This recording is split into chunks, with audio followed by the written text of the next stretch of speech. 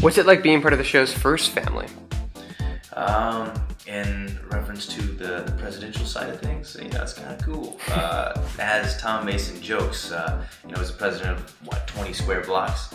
So I don't think it's really gone to any of the kids' heads. There's not a whole lot of special treatment you can get in this post-apocalyptic world, but especially for Hal, who I think he's more concerned with the fact that he knows something's wrong with him, and he's questioning his allegiance. Where does that lie? How concerned does he need to be? And I don't think he's enjoying the first life.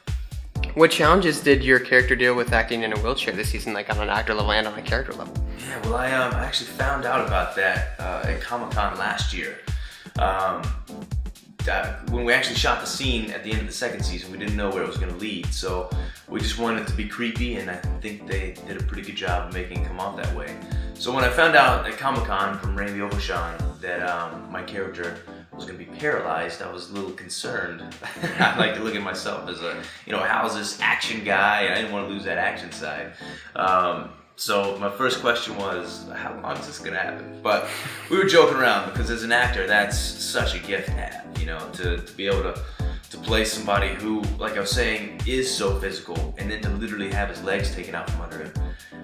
You have to redefine how that guy moves around and what he uses to live and to charm and to just to be able to survive. And as we can see this season, it's really getting to him, and I think that things are about to come apart on the guy. But speaking of the new aliens, do you think they can be trusted? That's a good question. I don't know. Keep tuning in. What's your experience been like with Comic-Con and all the fans? Comic-Con, I guess I would break it down in the simple fact that is the one time a year I feel like a rock star. You walk onto the stage with just thousands of people in the audience, all of them fans. They know all about your character. A lot of them know about you personally, and it's such a warm room. When I first took a glance at it the first year we went down there, of course a little nervousness set in, but it was odd that when I got up on stage after the big applause, it just all goes away. You feel much more at home up there than I would think I would be. I'm not a big public speaker, but it's nice to be able to get there and speak with fans, take their questions. You really feel at home after you get that first big laugh. I always try to get something in there to get a laugh from the audience, and then after that you can sit back and laugh. Do you have a favorite Comic-Con story you can share? Let's see.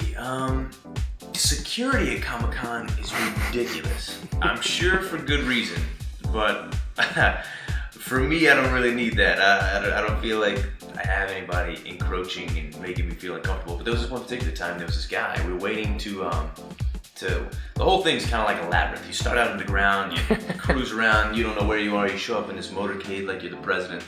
And we're sort of backstage, but we haven't taken the official backstage yet. And this guy comes up, and I was on the phone with somebody, and he wanted an autograph. I said, oh yeah, man, hang on one second, let me finish this up. I got you, we'll take the picture, I'll sign the autograph.